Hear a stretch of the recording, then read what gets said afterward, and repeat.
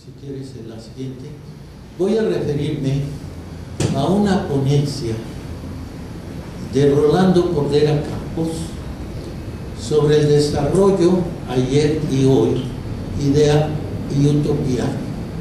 Es un texto que Rolando Cordera Campos presentó en abril del año pasado en Santiago de Chile, en la 13ª Cátedra Raúl Prebisch. Como sabemos, Rolando Cordera Campos es un economista crítico mexicano muy reputado a nivel internacional. Y me pareció muy importante, para hablar del tema de ética política, el esquema de fondo que él presenta allí. Él se refiere, ¿verdad?, a que efectivamente en América Latina, también ahora, se habla, bueno, pues sí, del desarrollo frente a la realidad del subdesarrollo.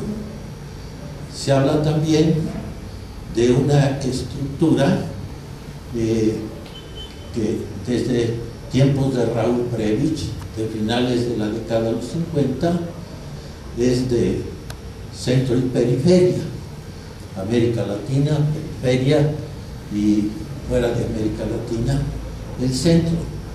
Pero comienza a decir que ya no se puede seguir hablando solo de economía, es decir, de mercados, de competitividad, de precios, de finanzas, sin hablar también, como siempre se ha debido seguir hablando, de políticas públicas, políticas económicas, políticas sociales, acciones de gobiernos, acciones de estados que supuestamente ya no están cuando siempre han seguido estando.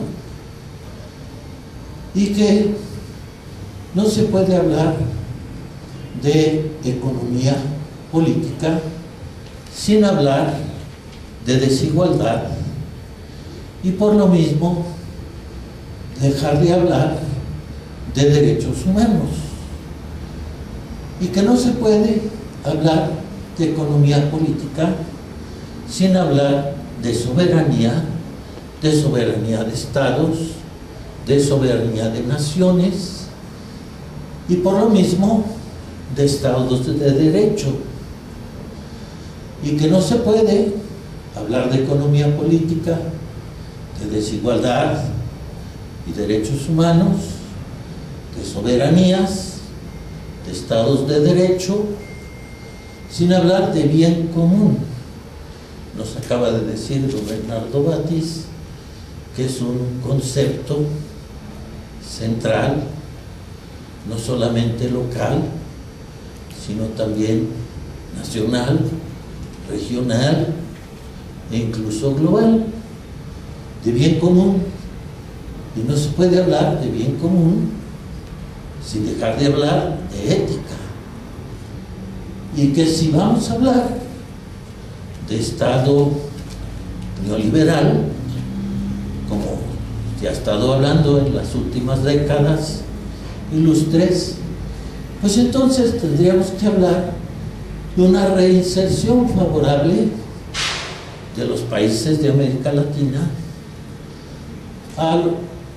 de los países de la región, a una economía globalizada, pero una reinserción favorable.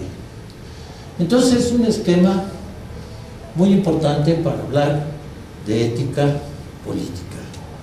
Conservar ciertamente, un poquito atrás, conservar ciertamente el asunto del desarrollo y del subdesarrollo, de la estructura centro-periferia, pero de la economía como economía política, de la desigualdad con derechos humanos, de la soberanía y el Estado de Derecho, del bien común y la ética, del Estado neoliberal, pero con una reinserción favorable de los países de la región a una economía globalizada favorable y complementaria a nuestras propias realidades económicas.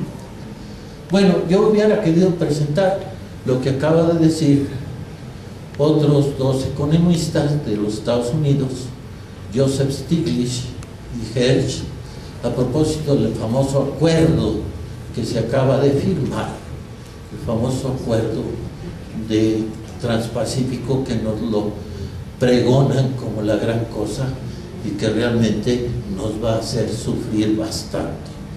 Pero bueno, lo dejamos para otra ocasión, ¿verdad? Entonces vamos al tema concreto de la ética y política. Y comenzamos por decir que es ciertamente uno de los temas que hoy en día pues están gozando cada vez de mayor atracción. Y son las dudas sobre si los políticos, los que detentan el poder político, deben gozar de un estatuto moral privilegiado, y estas dudas nacen con Maquiavelo y alcanzan con Max Weber su auténtico punto culminante. Yo en lo que voy a presentar ahora me guío sobre todo de dos pensadores, ¿no?, que son Adela Cortina y el apoyo que me ha brindado Francisco Piñón. Aunque debo reconocer que existen otros dos grandes pensadores que han trabajado este tema, que son Enrique Dussel y el gran amigo y compañero Luis Villoro, ¿no? Pero no nos da tiempo para poder abordarlos ahora aquí. Es la siguiente.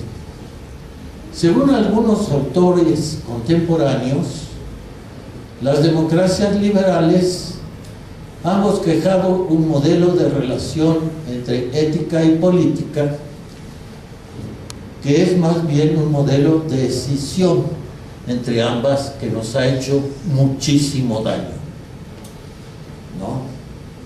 Que es más bien un modelo. Semejante escisión, que nos ha hecho muchísimo daño, es el resultado de un largo proceso en el que han cooperado tres elementos: la separación entre el ser y el deber, que habían crecido juntos de la tradición griega y medieval. Lo dijeron aquí también, pues creo que Mauricio Bechot y Carmen Rovira, y creo que desde antes Francisco Piñón, hace 15 días. La separación entre el ser y el deber, que habían crecido juntos en la tradición griega y medieval, empieza a delinearse con el advenimiento de la modernidad.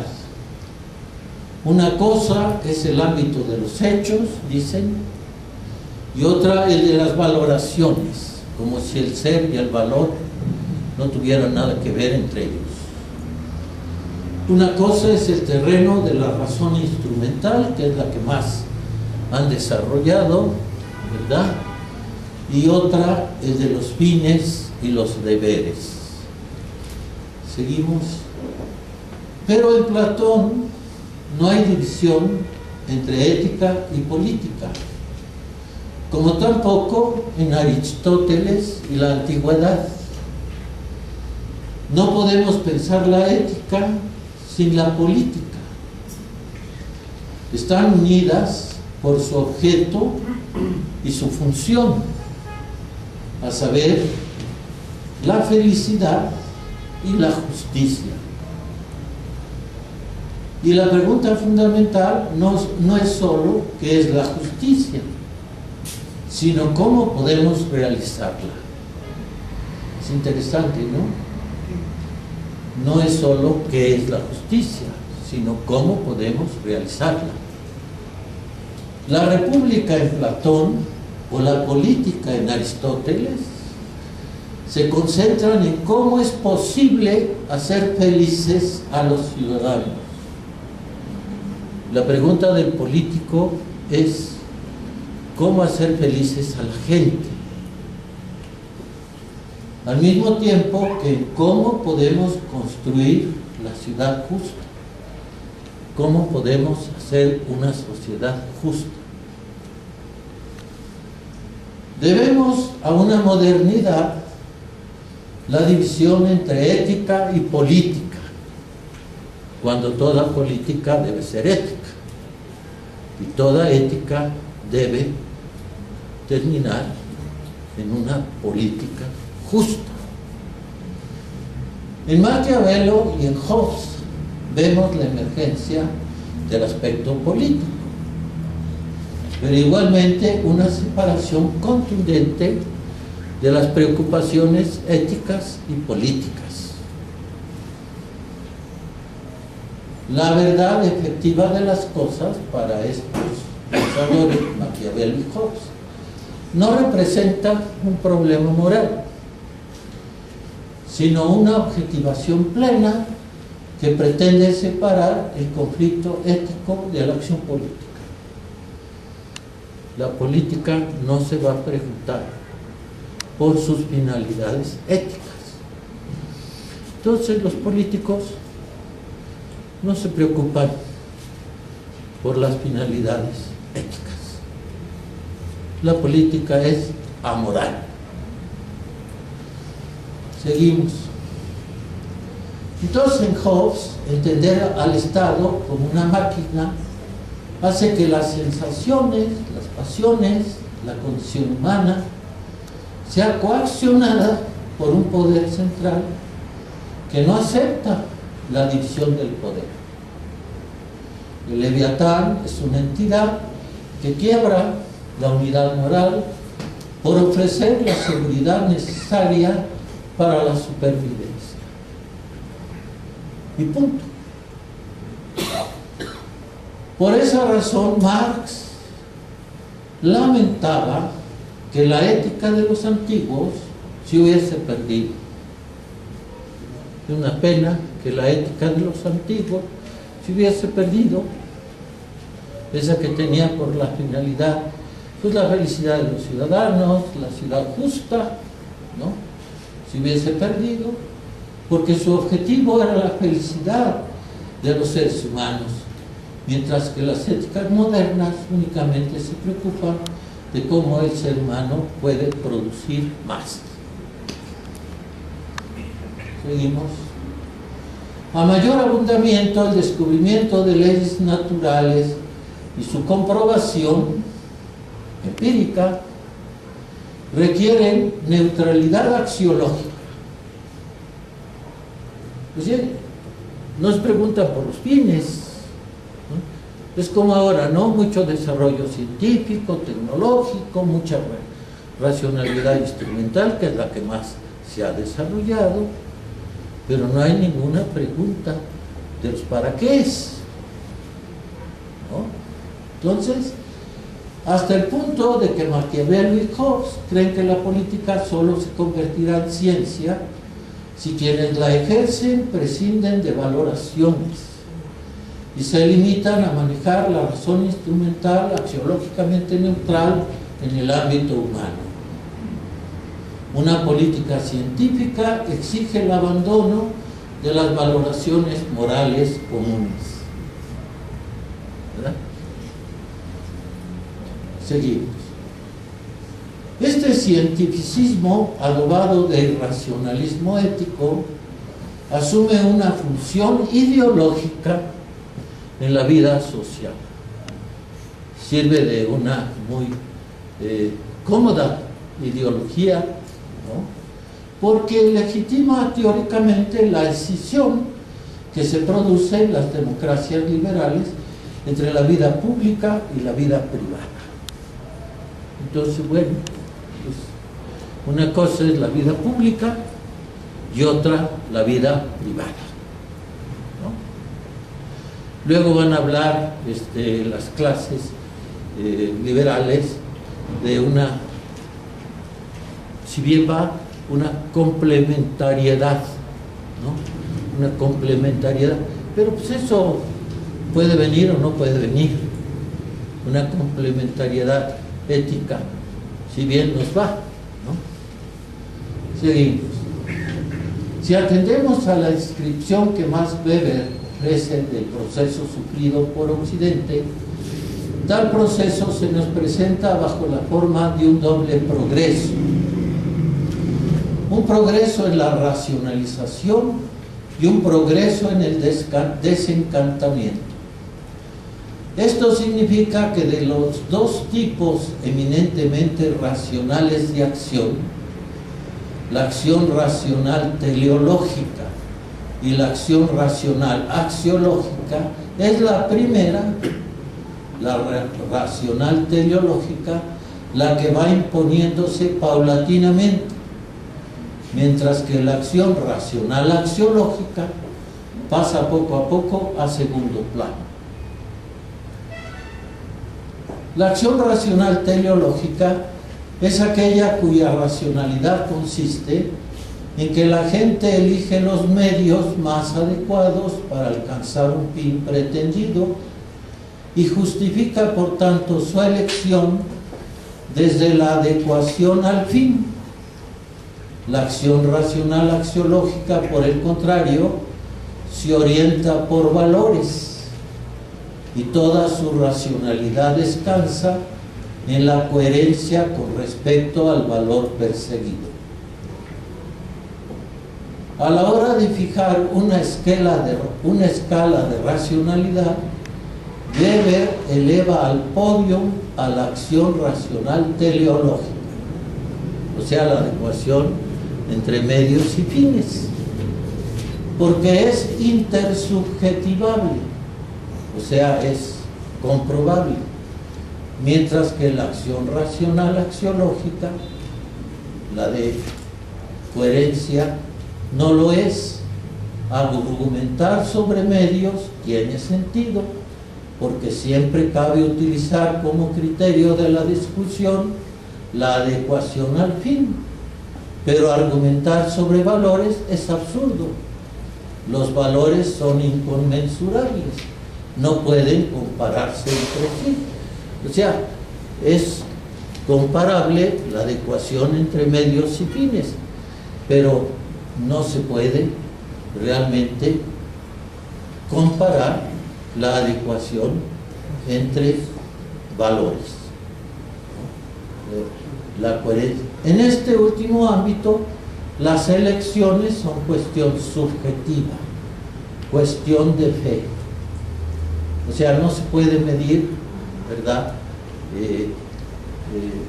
La cuestión de valores no se puede medir, porque pues eso es subjetivo.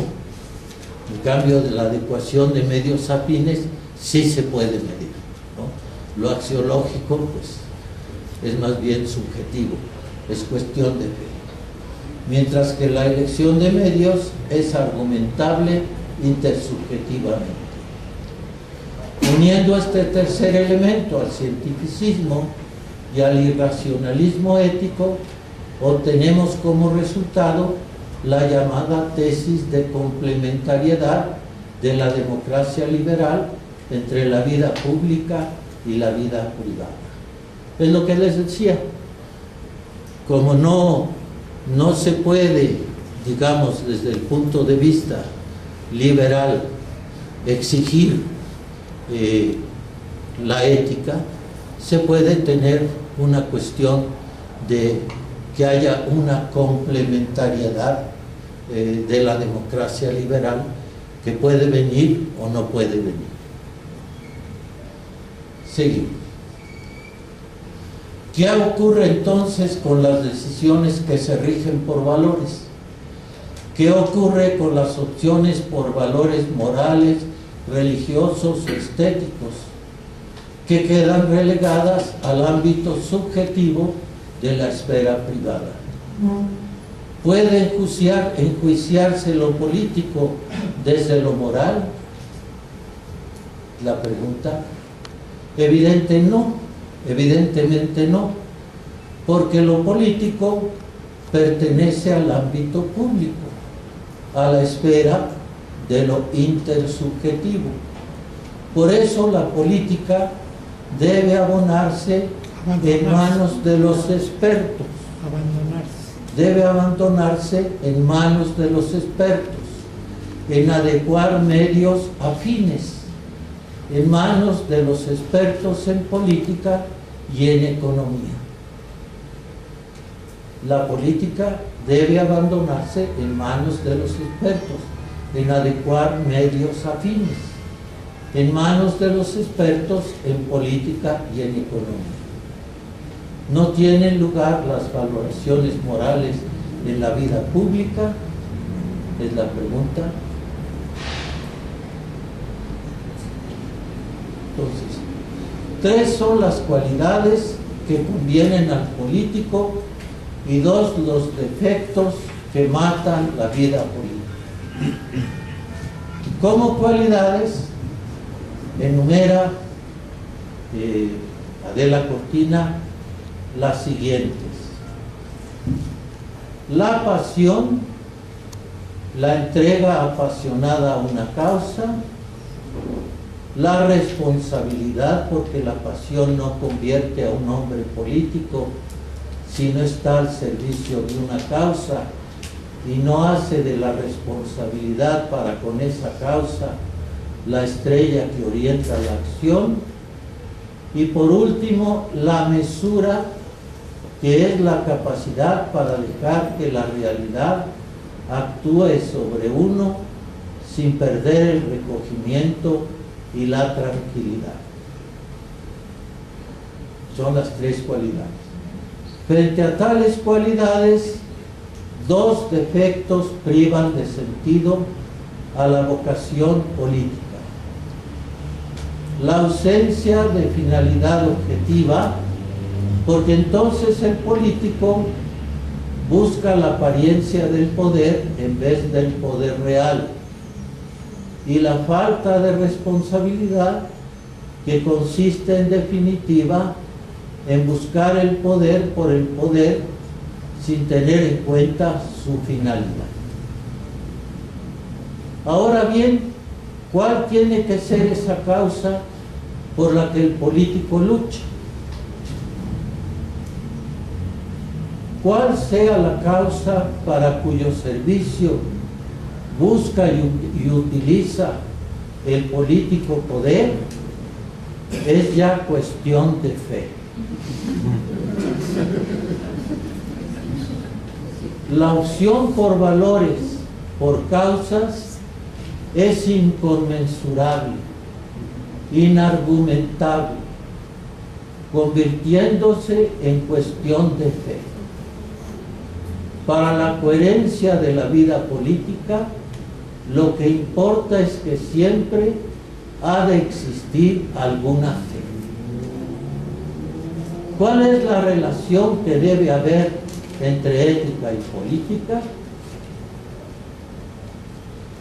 Quienes admiten una relación entre ambas, según Weber, optan por la ética de la convicción o por la ética de la responsabilidad.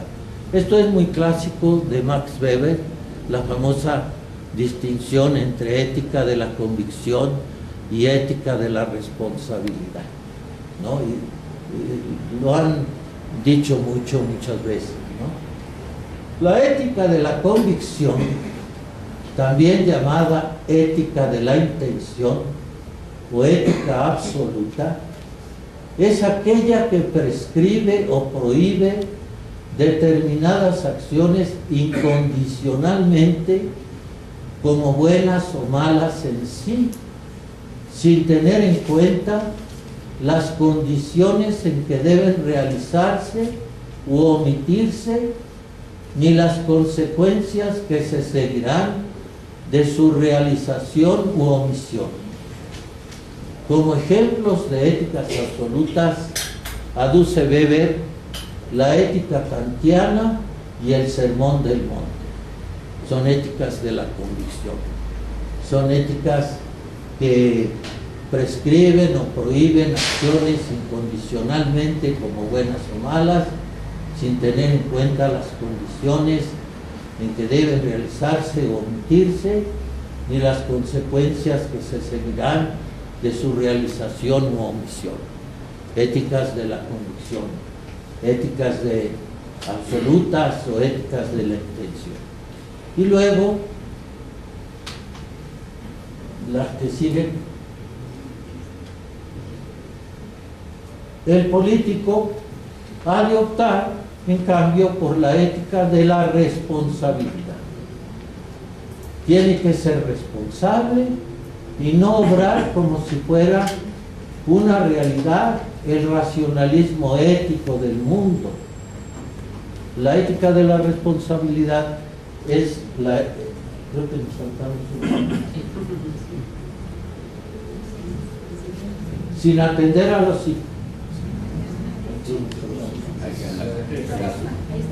La ética de la responsabilidad, por su parte, ordena tener en cuenta las consecuencias previsibles de la propia acción. El político es responsable de la causa en virtud de la cual los demás hombres le han hecho depositario del poder y por tanto es responsable de las consecuencias de sus decisiones. Esa es la ética de la responsabilidad. Y entonces, el político ha de optar por la ética de la responsabilidad. Tiene que ser responsable y no obrar como si fuera una realidad, el racionalismo ético del mundo, o como si la utopía ya estuviera realizada.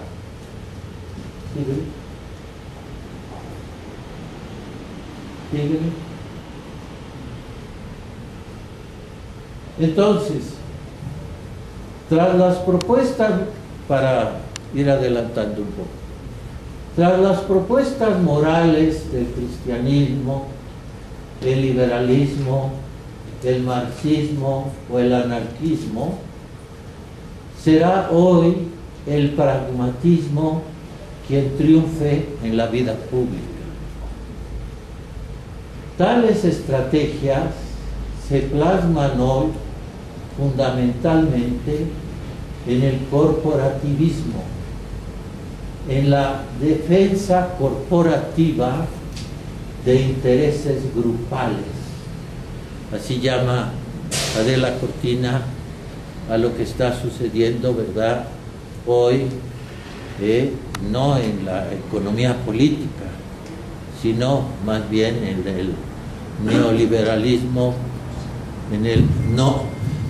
lo que está sucediendo no en la economía política, sino en el neoliberalismo desnudo, ¿no?, que estamos padeciendo, ¿no?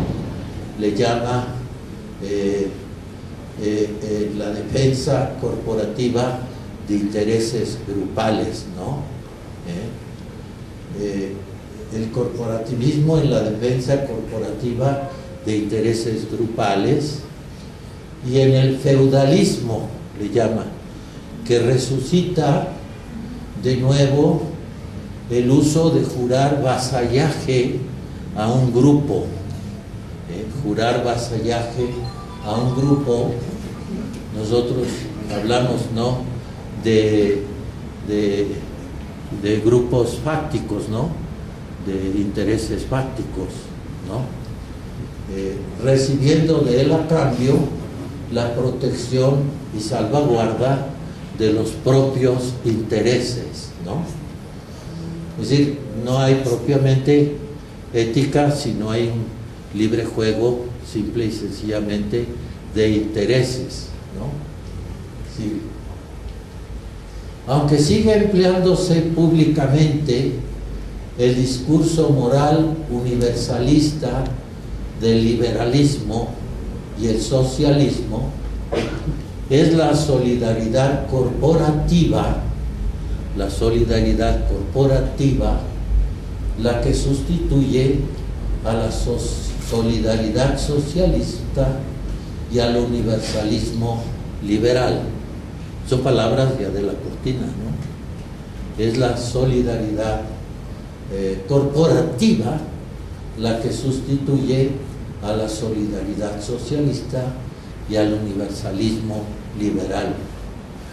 Puede decirse, pues, que estamos viviendo en la práctica de una moral burguesa y socialista parasitaria, porque quien triunfa en verdad es un nuevo tipo de moral corporativa y feudal. ¿Afecta al pragmatismo? Se pregunta ella, ¿no? Quien triunfa en verdad es un nuevo tipo de moral corporativa y feudal.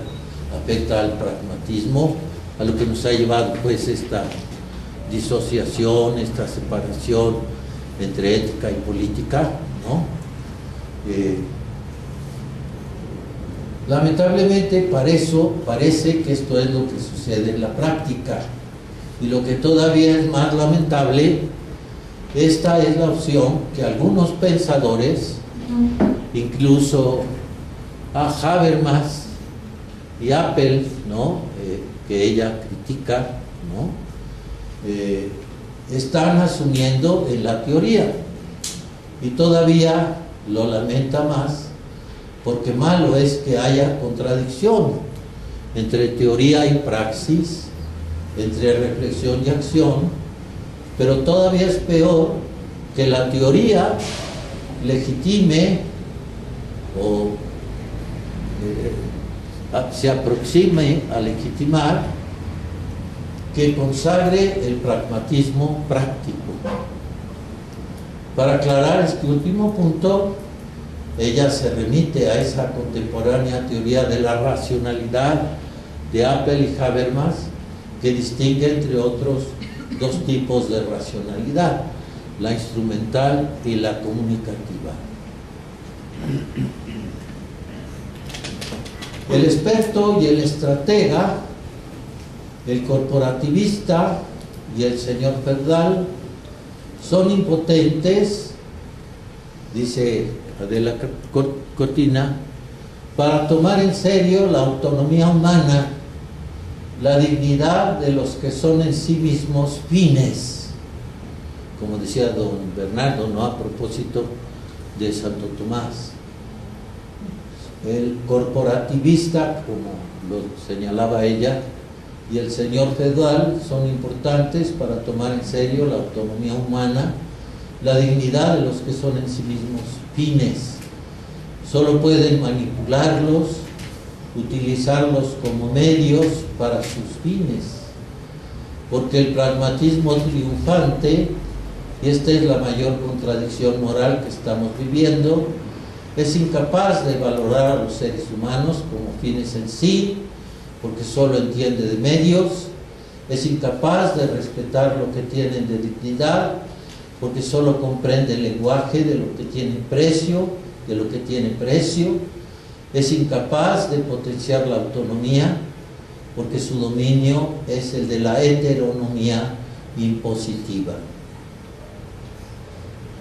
Si es cierto, como parece mostrar en buena medida la práctica, y como pretenden confirmar algunas reflexiones teóricas, que los seres humanos no podemos llegar a más acuerdo que el consenso estratégico, el pacto de intereses, si las valoraciones morales que van a enjuiciar la vida práctica solo de esos contratos estratégicos, pragmáticos, pueden brotar, entonces carece rotundamente de sentido el discurso sobre la autonomía, la dignidad y los derechos humanos. Pero entonces también conviene recordarlo, carece de sentido la opción por la democracia.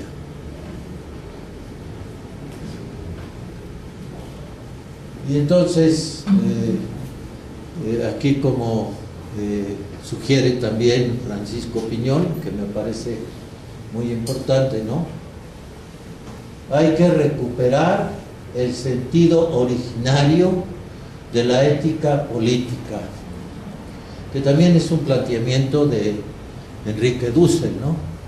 Y es un planteamiento de Luis Villoro en sus cartas con el comandante Marcos, ¿no? Hay que recuperar el sentido originario de la ética política. No hay política sin ética, ¿no?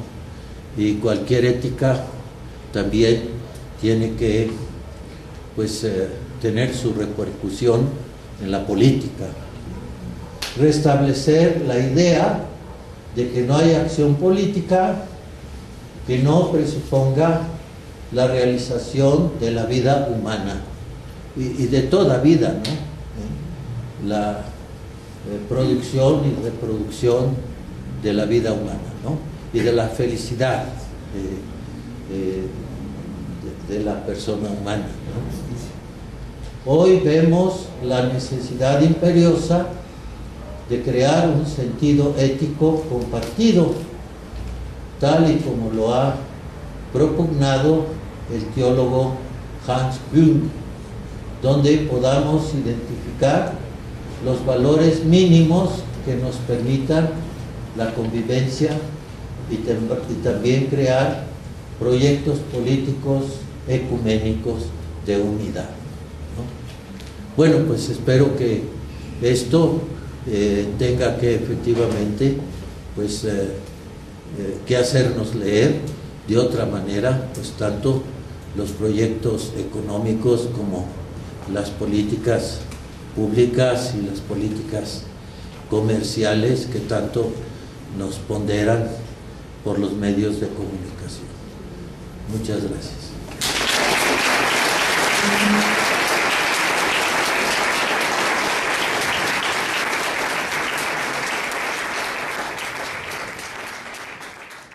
La soberanía y el Estado de Derecho, del bien común y la ética, del Estado neoliberal, pero con una reinserción favorable de los países de la región a una economía globalizada favorable y complementaria a nuestras propias realidades económicas. Bueno, yo hubiera querido presentar lo que acaba de decir otros dos economistas de los Estados Unidos, Joseph Stiglitz y Hersh, a propósito del famoso acuerdo que se acaba de firmar, el famoso acuerdo de Transpacífico, que nos lo pregonan como la gran cosa y que realmente nos va a hacer sufrir bastante. Pero bueno, lo dejamos para otra ocasión, ¿verdad? Entonces vamos al tema concreto de la ética y política. Y comenzamos por decir que es ciertamente uno de los temas que hoy en día pues están gozando de bien común, y no se puede hablar de bien común sin dejar de hablar de ética. Y que si vamos a hablar de Estado neoliberal, como se ha estado hablando en las últimas décadas ilustres, pues entonces tendríamos que hablar de una reinserción favorable de los países de América Latina, de los países de la región, a una economía globalizada, pero una reinserción favorable. Entonces es un esquema muy importante para hablar de ética política. Conservar ciertamente, un poquito atrás, conservar ciertamente el asunto del desarrollo y de su desarrollo, de la estructura centro-periferia, pero de la economía como economía política, de la desigualdad con derechos humanos, del desarrollo frente a la realidad del subdesarrollo. Se habla también de una estructura que desde tiempos de Raúl Prebisch, de finales de la década de los 50, es de centro y periferia. América Latina, periferia, y fuera de América Latina, el centro. Pero comienza a decir que ya no se puede seguir hablando solo de economía, es decir, de mercados, de competitividad, de precios, de finanzas, sin hablar también, como siempre se ha debido seguir hablando, de políticas públicas, políticas económicas, políticas sociales, acciones de gobiernos, acciones de estados que supuestamente ya no están cuando sí.